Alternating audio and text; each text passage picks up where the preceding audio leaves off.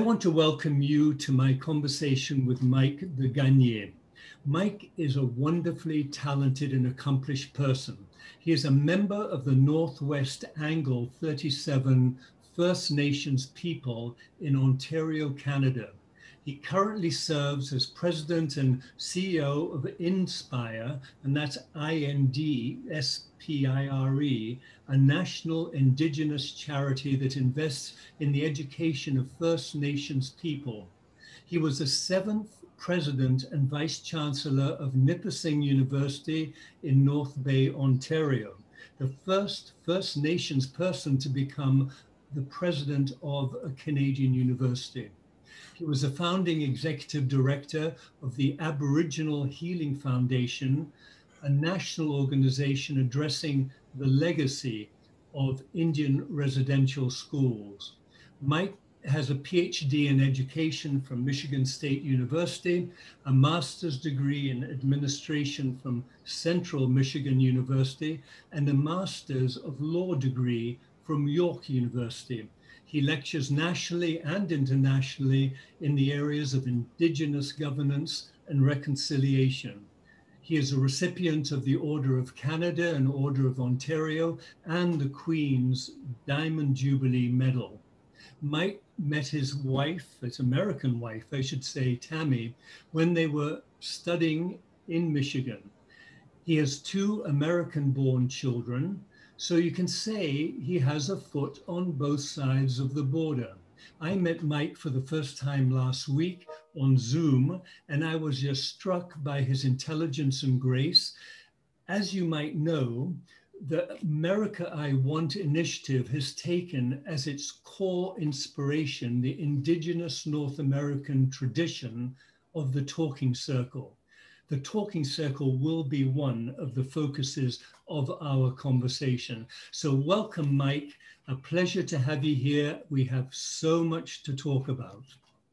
Thank you very much. That's very gracious of you. Wonderful introduction. Thank you. Now, Mike, I want to start really with a quotation. It's actually it's a sort of quotation from Graham Greene, who said something to the effect that we live our first 20 years and then spend the rest of our lives thinking about those 20 years.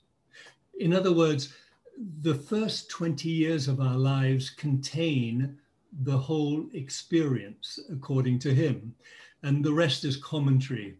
So I am really curious, given the fact that we all live these balkanized lives, I'm very curious what it was like to grow up, Mike DeGagné. So tell me a little bit about your father and your mother and your early life. Thinking back, many of the experiences I had by the time I was 20, I think may have had quite an impact on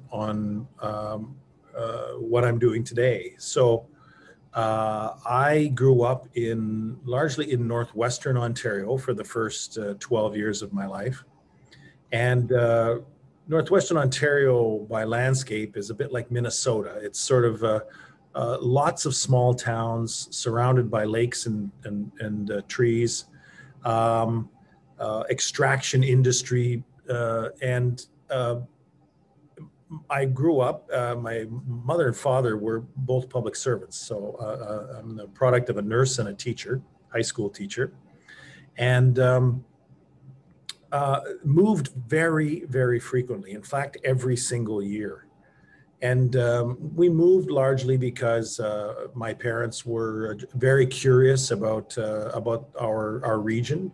And my father would get a new position, something a little higher every year, and would move for promotions and opportunities to teach in new and more new and different ways. And so they moved quite a bit. One of the things that my parents did, my father did, was he got very good at applying for jobs. It was, I think in many ways, it was his hobby. And so he was a typing teacher, among other things.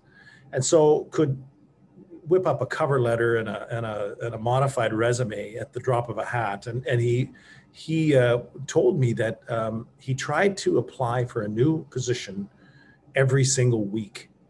He would read the paper, make a clipping back when we had those little clippers, and he would apply to a new job every week, not because he didn't like the one he had, but because there was always more opportunity. And I think it reflected a real curiosity. So when I was 12, he started to apply for jobs through an international publication, an overseas publication, and applied for a job in East Africa. Now, I think of the six of us, there was four children and my mother and father. I think my father might have been on a plane once, but other than that, I think that was probably it. So none of us had ever flown anywhere. We had largely been raised in a very quiet life in northwestern Ontario, and he got the job in East Africa, and so packed up all of us and moved.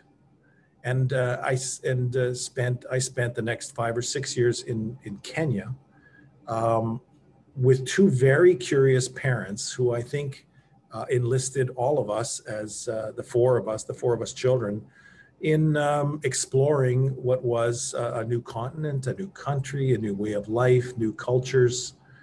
And so by the time I was 18, I had this incredible cross-cultural experience that Graham Greene describes, right? That first 20 years of an extraordinary opportunity that I haven't let go to waste in the subsequent 40 years. What was the presence and what was the sense of being a sort of an Indigenous First Nations person while you were growing up, or were you completely integrated with, the Ontario way of life? I think that we were completely integrated in a lot of ways. Integration is an interesting word because it's got, I think, less baggage in Canada than the word assimilation, which I think implies something maybe a little more aggressive. But we were very quietly part of the small town life in northwestern Ontario. Small town. My mother was an Indigenous person. My father was a French Canadian, and together we blended into those communities. And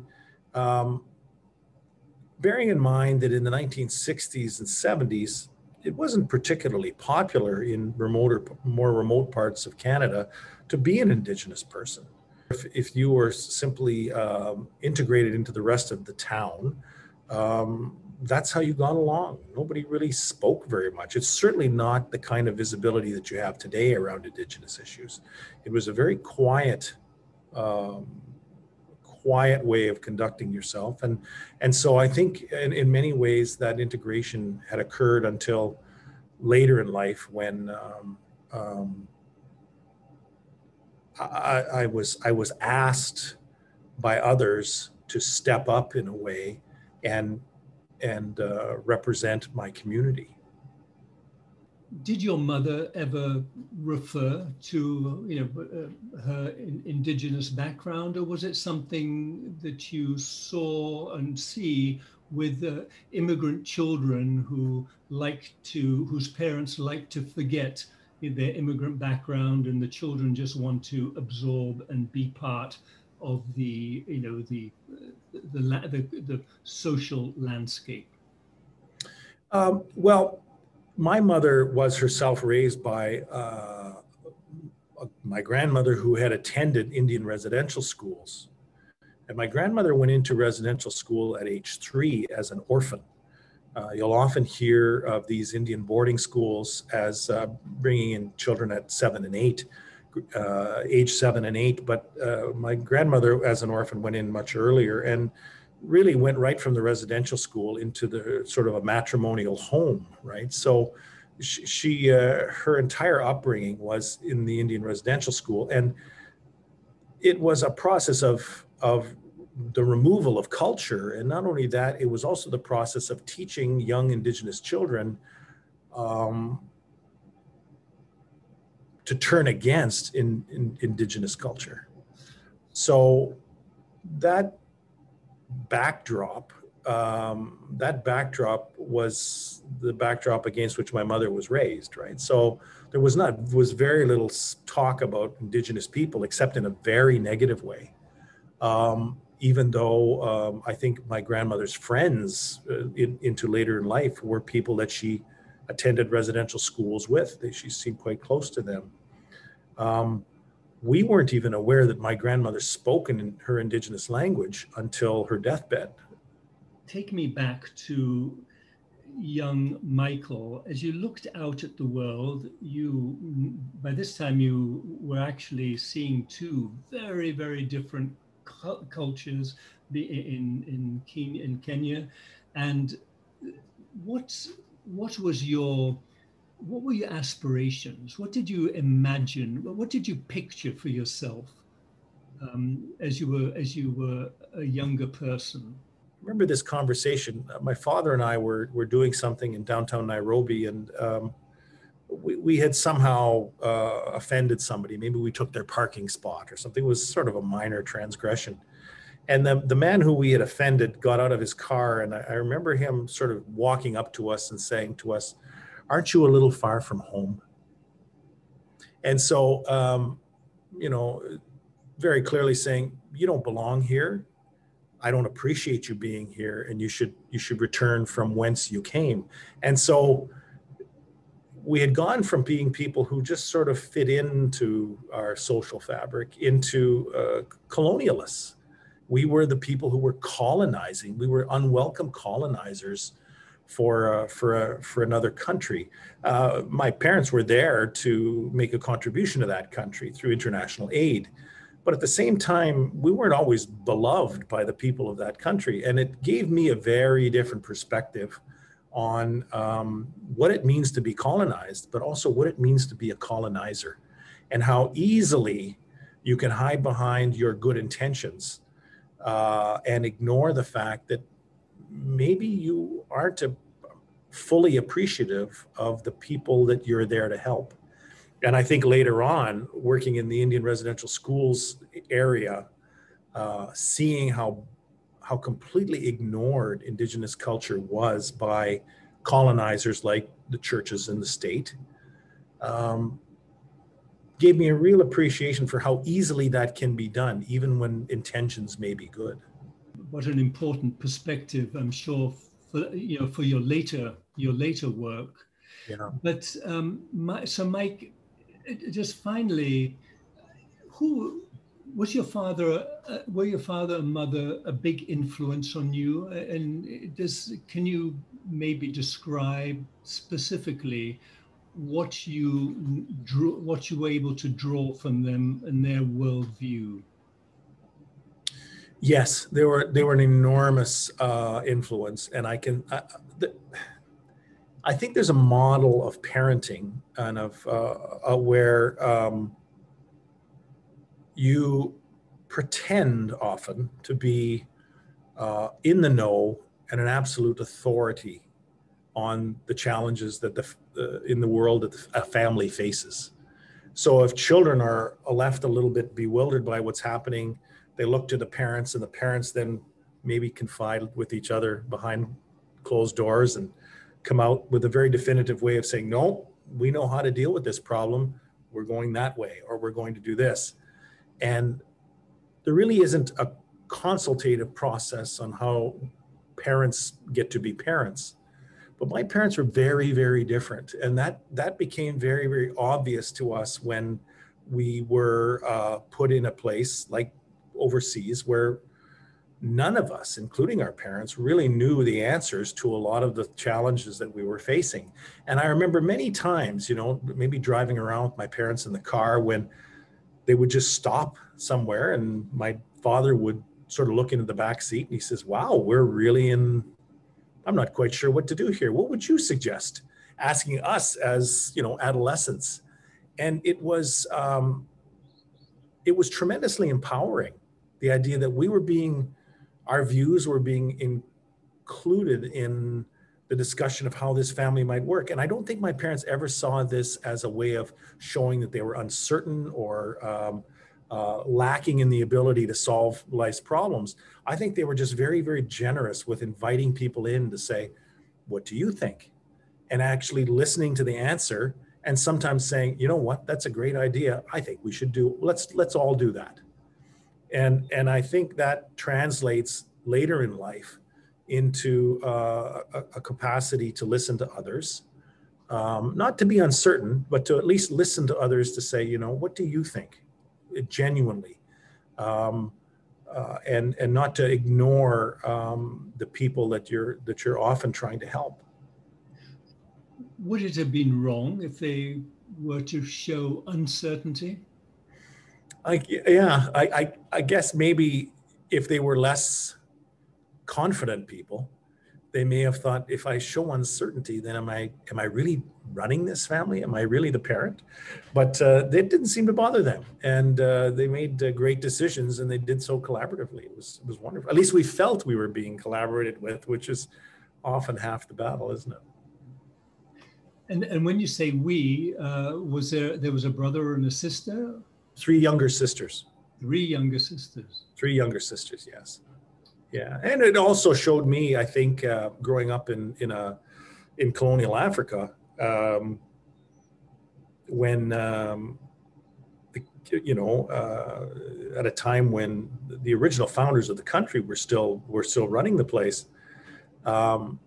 It gave me a sense. Those were times with very, very gender focused. You know, even as a young man, I could do far more, and I had far more freedoms than my 3 siblings, my 3 sisters, who were very close in age. Their lives were much more restricted than mine was, and I noticed that. I mean, there wasn't much I could do about it, but certainly not in that country. But it was remarkable how constrained, restricted, and they were, and I was not. So that's another lesson, I think, from that period. Just say a few words about your French-Canadian father and the fact that you have colonized and colonizer throughout your family on both sides, plus that experience in Africa, because of course, as a French Canadian coming over, his ancestors colonized, and then in a way he was also colonized after the great battle in Quebec, right? Mm-hmm. Give me a sense of your father and whether some of that came through. Well, yeah, he grew up as part of a family, a large French-Canadian family, 13 children. They were granted land as part of the land grant system in the early, the mid-1900s, and moved. So my grandfather moved his family to northwestern Ontario and raised these 13 kids. 12 kids by that time, as one died in infancy. And I think there was a certain sense of, first of all, they were farmers, but there was a sense of entrepreneurship there, and a tremendous sense of family contribution. As you know, these sort of large, rollicking Catholic families are, there's a sense that everyone has to do their share, and they were dairy farmers, so the work never stops. But my grandmother was very educated, which was odd for the time. In fact, she won the spelling medal for the province of Manitoba when she was a youngster. And her father was himself worked in along the Red River, the early Métis settlements, as a government administrator, dividing up land and giving parcels of land away and that sort of thing. So they had a lot to do with the Métis community. And so my grandmother had a really strong influence in terms of education. And so my father was the first person in his family to go to university. And he did so after sustaining a degenerative back injury. And so realized that life on a farm or life in farming or a physical life may be limited to him in the future. And so he started his university education in the basement of the church. Lakehead University in Thunder Bay had an extension program, and they brought a teacher to a small town in northwestern Ontario, and he took his first course in the classics. And that was his first university course in the basement of the church on the weekends. So, and eventually he did go to Michigan, right? Eventually, he got an undergrad education in business at Lakehead University in its early days in Thunder Bay, Ontario. And Lakehead was famous at the time for its commerce and business programs in the late 60s. And then later on, I found out that my father started this distance program through Central Michigan University, and he wanted to get his master's degree. That was one of his great aspirations. So he would have also been the first in his family to go into graduate studies. And I remember talking to him in the late 80s, and I was up for the weekend in the small town they lived in. And he said to me, yeah, I'm taking this master's program. I'm taking it on the weekends, and it's offered by Central Michigan University. He loved the program, and I eventually took the same program and graduated with him. Fantastic. Mike, let's talk about recuperating your past, your Indigenous past. Tell me a little bit about how that happened and how that transformed you as a person. Well, a lot of it had to do with going into the workforce. And one of the first things I did when I got out of university was I went to work for addictions organizations, alcohol and other drugs, and starting off with largely a church-run organization on reserve, working with some not my own community, but with some reserves as a youth worker, and got to know those communities and the lives of many of those children, which had been in many ways negatively impacted by addictions with their parents. And so as a youth worker, it was, you hear stories from the kids and you try and keep them busy and safe and occupied during summers.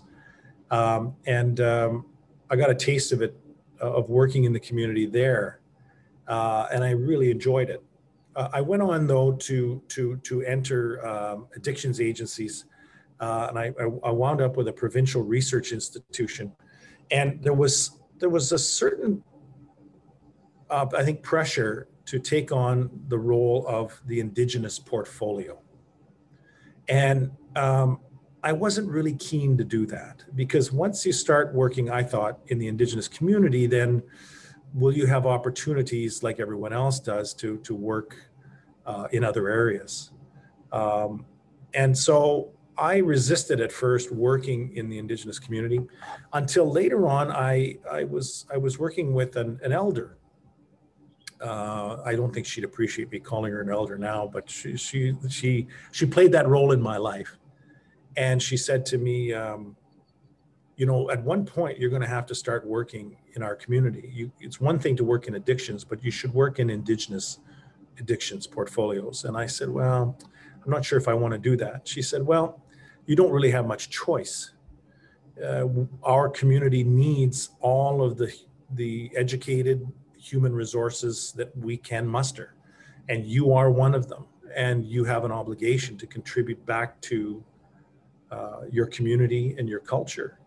And so I thought about this, and she said, well, I've taken the liberty of setting you up with an interview with the Indigenous alcohol and drug abuse programs that operate out of Ottawa. And I'd like you to take that and see if you can make a contribution to our community. And I did. And I was hired, and that started my work with the Indigenous community in 1988. So some 30 plus years ago. I never thought I had that, I had the skill set that was required. All it took really was a couple of very influential people in my life to say, you know, this isn't a choice of yours. Indigenous people are not at a point, we're not at a point in our history where we get to choose whatever we want to do. You have to think of this more as your obligation. If you were lucky enough to get an education and lucky enough to have, you know, succeeded and now be working in an area where we need people, then your obligation is to contribute to the larger community. And I never really saw it that way. I think perhaps all I needed was, you know, a gift wrapped invitation, which I got, and a little bit of persuading. And once I started, of course, I realized not only does the Indigenous community need my help, but that I could learn a tremendous amount about health and education and social development and culture from all the Indigenous communities that I've worked with since. How did your mother react to this? Was she in any way pleased, or specifically pleased, that you were sort of taking on the mantle of you know, an Indigenous person when you were maybe before a Canadian? I was at a fairly young age given some opportunities to develop some fairly significant programs, just in terms of their size and scope. And I think she appreciated that I had come along at just the right time, that I was given an opportunity to be a part of Canada's Indigenous development.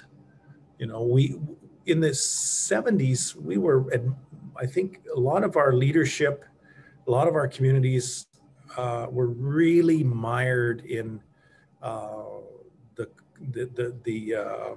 the leftovers and the impact and the echo of colonialism, and we just weren't digging our way out. We were just mired in addictions, and so when addiction programs came along that were run by Indigenous people like myself and others, we had a real impact, and we felt like we were actually making a difference. And a lot of us who are now in more senior leadership positions in the Indigenous community nationally came out of those addictions programs as managers and foot soldiers and leaders and such. And so in a way, we got to be part of a tremendous social change at a time when it was needed.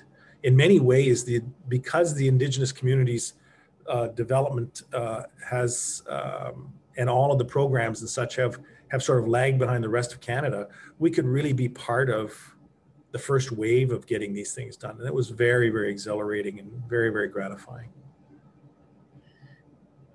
Would you describe yourself first and foremost as an educator? Yes, I would. Although, you know what, I say this with a bit of pride, was that I would describe myself first and foremost as a bureaucrat, and it's not a knee-jerk negative thing. I think the world needs people who are, first of all, committed to a culture of, you know, working with you know, whether or not you work with your own community, if you're, you know, South Asian or Chinese or Indigenous or French Canadian, you know, it's very gratifying to work with your own community. But I just think that there's a need for bureaucrats, people who can lead, administer, govern, and those types of skills are things that communities that are in development really need. So I'm proudly a bureaucrat, but I think I'm an educational bureaucrat. That's probably a blend of who I am now.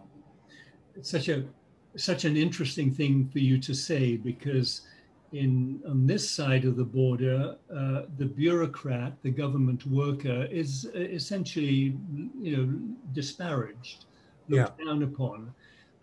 This doesn't help the process of attracting really talented people that you need to run a country, to run a bureaucracy. I rather like the way you put that. I am a bureaucrat. Um, one of my passions, Mike, when I was in my 20s, was flying and air sport. Skydiving and flying, and when I took my first flying lessons, I decided that I would, knock on the door of the tower and see if they'd let me in. And I went in, and they did. And I went up and I asked the air traffic controllers, the ones that weren't actually working, but who were waiting to go on to their work shift. I said, tell me, what are the things that really irritate you, that make your life maybe very difficult from student pilots? I just thought it would be a really interesting thing to get the point of view of the people that really knew, about flying, but from a different position. I want to ask you that question. Think of yourself as a sort of an Indigenous air traffic controller, and tell me, what are the things that we people on the outside who have not had contact with Indigenous groups, other than reading articles and having the general misconceptions that exist, what could you tell us about, and what should we know about the Indigenous community that you learned when you really stepped into that role? There are some misconceptions that Canadians have about Indigenous people that I think are worth exploring and maybe reversing. And one of those things that we need to understand as more broadly in Canada and the United States even, is that the way in which Indigenous people are currently governed. So the average Canadian citizen, the average American citizen, has an understanding of how they're governed, their freedoms, their abilities to choose, the roles they play in society, all of those things. And you assume that Indigenous people have the same roles, but Indigenous people are still, certainly here, on the outsides of largely on the margins of society, looking in and wishing for something better. And part of that comes from the whole idea of self-determination and autonomy. We are still laboring under regimes and working with governments who are resisting having us become more self-determining, making our own decisions for ourselves. There's a tremendous amount of goodwill. There's a tremendous amount of people who think they're doing the right thing. But by crafting programs and projects and things for us that ignore the necessity for us to have and develop those things for ourselves. And a lot of the more contemporary reports, like the Truth and Reconciliation Commission or the United Nations Declarations on the Rights of Indigenous People, talk almost exclusively about self-determination, about nothing about us without us, and making sure that we get to develop programs that serve our needs in our own way. This goes back to 1972 in this country, when one of the first papers to discuss this was called Indian Control of Indian Education, the rights of Indigenous people in Canada to have something to say and to have control over the way our children are educated. We have no desire to keep our children out of the rest of the society and to make sure that they're undereducated based on where everyone else stands. We have every interest in making sure that our children are the most competitive and productive people in society. That's what we want, like every parent wants. But I think there's a misunderstanding about how heavily governed, regulated, controlled, and we are, and how little self-determination there really is at this point, and how government and other Canadian institutions have a role to play. In a small Indigenous community, it's not unusual for 2/3 or more of all the people in that community to work for that community, to work for the band, to work for the local governance. And so it's also not unusual for 20% of the people in that community to run for elected office every time there's an election. Can you imagine in downtown New York if 20% of the people ran for city council? It just, just the signs, it would be incredible, the number of people who have an interest.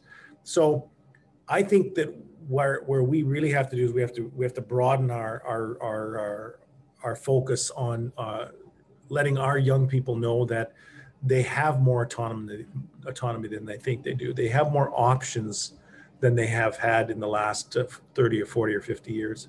I think the other big thing that Canadians have to understand is this idea that because we often are in need of a leg up, on a hand out, a hand up, right? Not a hand out, but a hand up. There's an assumption that every Indigenous person you meet needs some sort of remediation or some sort of something fixed about them. And there's not enough attention paid to excellence. We have Indigenous programs in probably every college and university in Canada, hundreds of programs. We don't have a lot of programs that celebrate Indigenous excellence. Almost all of them celebrate, what are we going to do with Indigenous kids who fall behind? And I think if we think of Indigenous people as having that potential for excellence, and having the need for self-determination, programs that they design themselves or with others with capacity. And I think that those types of things are the issues that really bother me, I think, about where I see Indigenous issues going today. So in a way, the general population looks at the Indigenous community as if it were essentially a problem? As an adolescent, I think there's that tension. I think there is that tension where for anyone who was raised an adolescent, there's this constant tension about saying, look, I know what's best for you. And I'm going to try and pull back a little bit from telling you what to do, but I will invest a lot of energy in trying to persuade you to do what I think is best for you. I mean, that's really how you raise an adolescent in the modern age. I think we have such a hard time letting go, this idea that, yes, I know you're 40, but you're still my child, right? And so I think that tension exists with the Indigenous community, that Canada treats the Indigenous community like they're an adolescent. We know we should be backing off as Canadians. We know we should be giving a lot more room to the Indigenous community to find their own solutions. But we just can't help ourselves. Some of the things that the Indigenous communities of both within the borders of Canada and the States have given us. And one of the things that they have given us is this concept of the talking circle. And I know that we spoke a little earlier, when I say earlier, several days ago, about the talking circle. And I was very moved by some of the things you said about it. So can you just, first of all, describe the talking circle and tell me and tell our viewers what this talking circle represents in both psychologically and within the governance of Indigenous people? A circle is something quite different, and it suggests, I think, a couple of things right off the bat, and that is the idea that what is created by that circle, the discussion that we are creating at that circle, is not us commenting on someone else's work. It's the idea of co-creation. We are creating together an idea that is formed from from the contributions of everyone sitting at that circle, no matter how small or large. So we're not coming to this circle with a set of conditions that we'd like to meet, or a previously created solution that we'd like to have validated. We are all of us sitting in the circle, starting from scratch. We are all of us going to create something that is unique from a combination of what we all have to say. We begin this in a good way. These things are always directed by an elder that is acknowledged and respected by whatever community you find yourself in. And that elder situates us all as we sit in this circle where our hearts and minds are all sort of going in the same direction. And whether or not whatever culture, Indigenous culture you're coming from, it often has something to do with acknowledging the fact that we put all of those negative thoughts aside. We put our burdens to the side.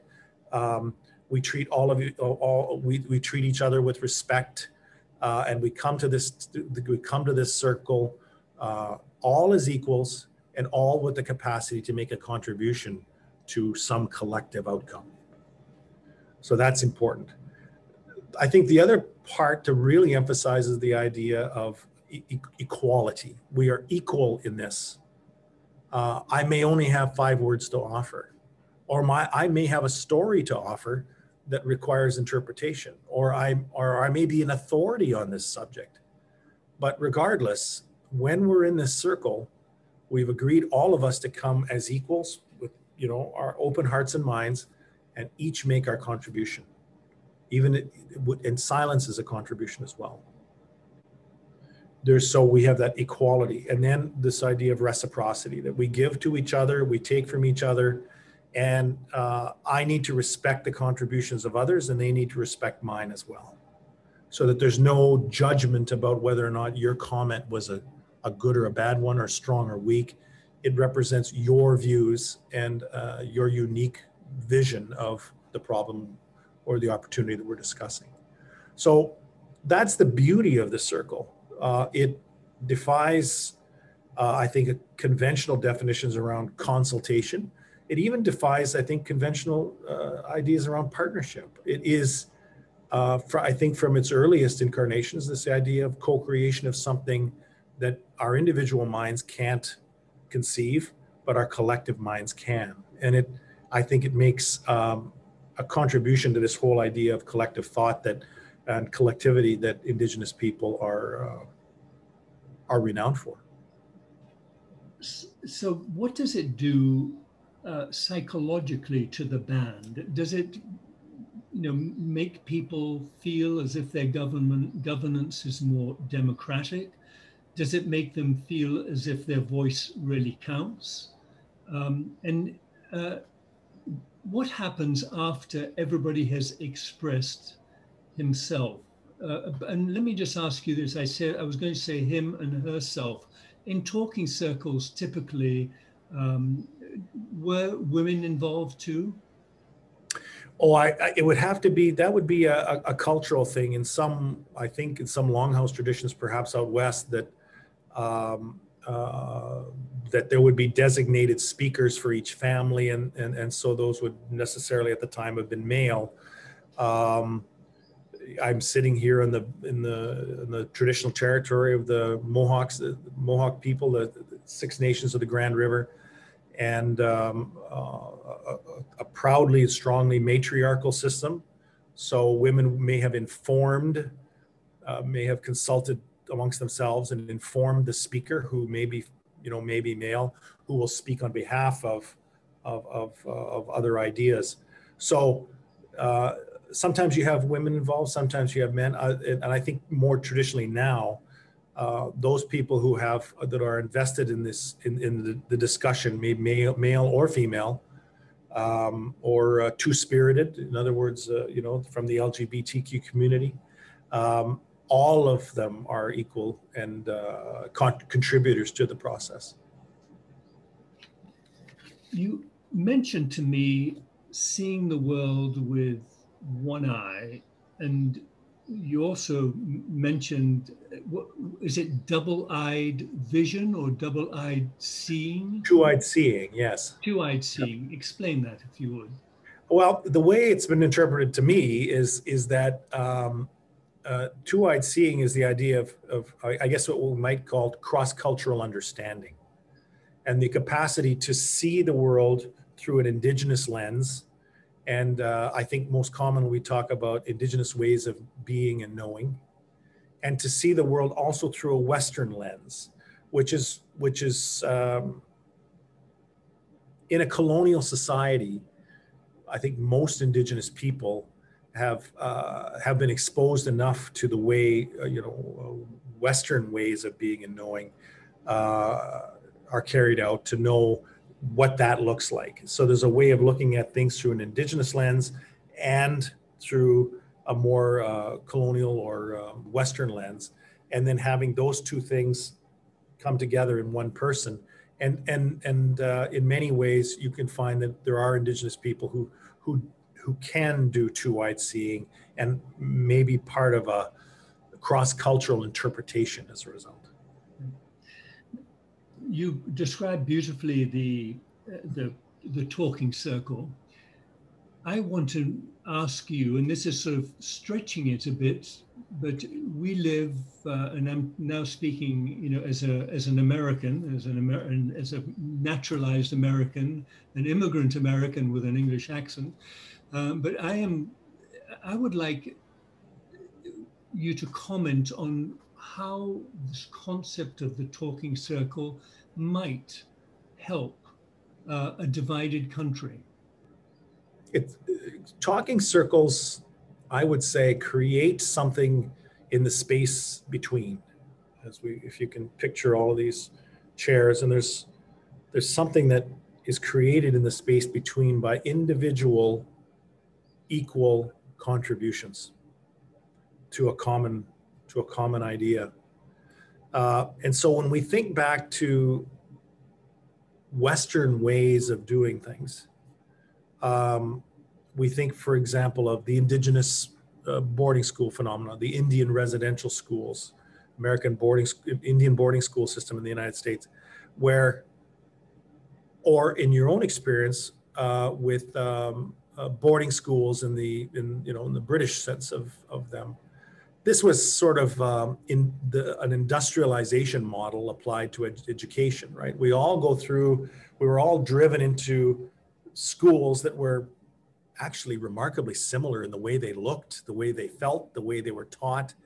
And in a way, it stamped upon our minds a certain way of being educated and a certain way of being in the world and understanding the world. So it was this industrial model of education, strict discipline, an overlay of religion, and a certain way of understanding the world and its traditions. And out from the other end comes all of these folks, who from the boarding schools, whether Indian or otherwise, that had come out of an industrial idea of education. Talking circles seem to sort of set that idea on its head, because it's almost like a deindustrialization of developing ideas and co-creating ideas, where every single individual's ideas or notions or experiences or ways of the world are equal and can be contributed to a collective understanding. And so I think it tears apart this idea of industrialization of thinking and gets us back to individual thoughts in a circle or in a construct where there isn't any judgment, and everybody gets to say what they want, and everybody gets to contribute the stories that they have to tell. As you know, we're trying to get many Americans to say what they want.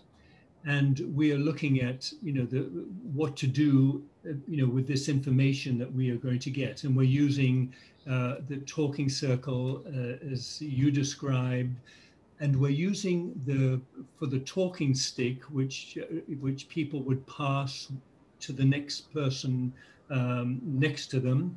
And I gather some tribes pass a stick to the left and others to the right.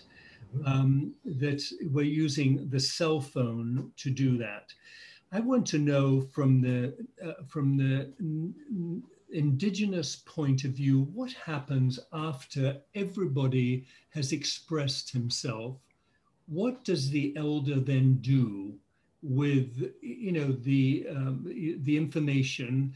How does that information get distilled from thoughts to, you know, actions, to agreed upon actions? Well, I think that there's a couple of, well, there's two opposing methodologies here. One is, and I know some Indigenous cultures, when someone is leading a circle or is leading a discussion as an Indigenous leader, they first say, look, this is what I think about this. And I'm putting it on the table early, not as a way of influencing others, but to say, I'm going to be open and honest here. This is the way I see this problem. And now let's discuss. Other leaders are the exact opposite. They say, I will reserve my views as a leader until I've heard from everyone else, in case my views are colored or shaped or by the discussion here. And then at the end, I will, you know, I'll place my my own views on the table. So I think you have that opportunity as a leader of the circle, but it may be that it may be very Western in that we're driving people towards a common understanding and teasing out a few common truths, as if they as the only robust ideas are the ones that we can collectively agree to. There may be the outliers in that discussion, the outlying ideas that may be most interesting or pose an opportunity for future discussion. So I think what you need is to understand that right from the outset what the process might be. Are we driving towards a few common outcomes? Are we driving towards an elucidation of every idea that's come up? Or are we trying to collect stories, personal stories from each person that will then lead to perhaps interpretation away from the table? It's a bit like planning, you know. The two ideas that come up most is that, is this plan a barge or is this plan a canoe? Because if it's a barge, then let's load every idea we've ever had about this problem onto that barge. And when it's all piled up, we'll sail away with it. That's one idea. The other one is a canoe, is to say, we don't have room for every idea, and it's pointed at the front. So it's very clear that we're going to have to decide what direction we're taking. So perhaps what we're looking at is defining from the outset with the leader, is this a barge or is this a canoe? And if it's a canoe, then what it will require is hearing everyone, and then that leader at the end saying, this is what I think we could fit in the canoe. Otherwise, it will capsize. Otherwise, it'll capsize, or none of us will know what to do tomorrow.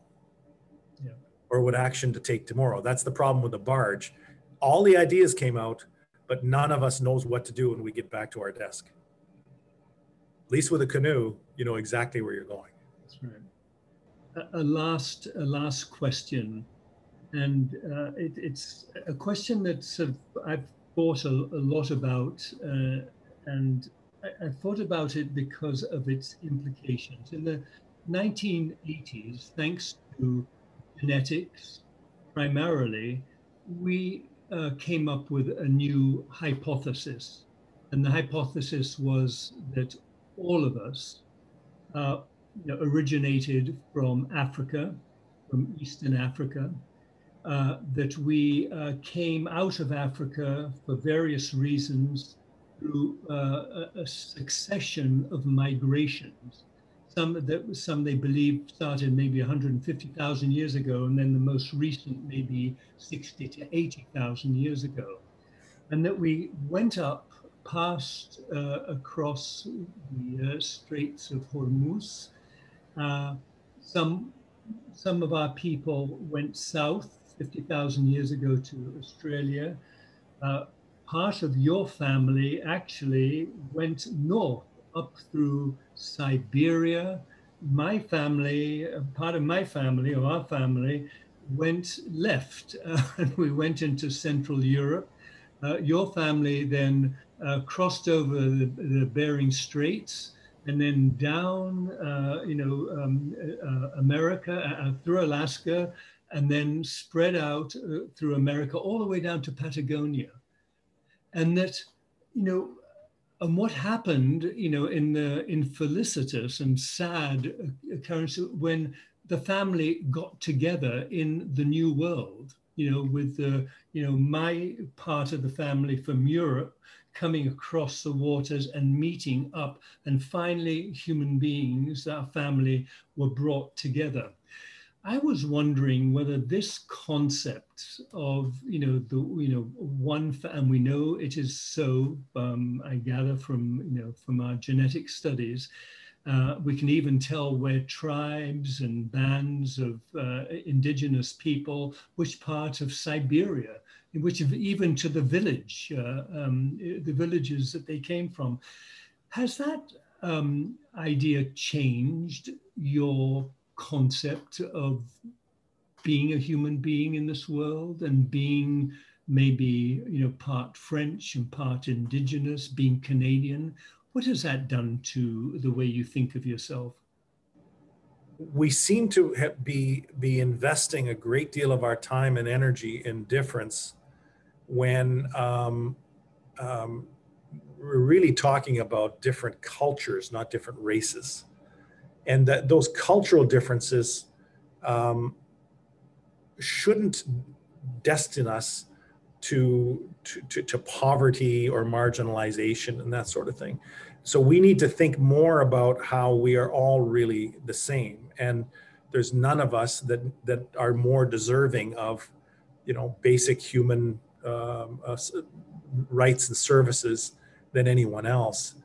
And so I think that idea that we've all come from, this great diaspora of people, we have all changed as we've arrived at our destinations, and now we can only emphasize those differences rather than commonalities. I think that's a lovely way of putting things, and I think Canada especially has a golden opportunity to talk about the melting away of difference. And how by trying to rigidly define who is different from whom, that we're missing out on opportunities to treat everyone the same and to give everyone at least the same opportunities. So I think, it's a good starting point. Rather than driving us apart, it should be used to drive us together. What a pleasure. And I hope one day I'll get a chance to actually meet you in 3 dimensions. That's right. We'll at Len's Cottage. Okay, absolutely. Okay. Thank you, and you take care. Have a lovely day. Yes, thank you very much. Okay, Appreciate it.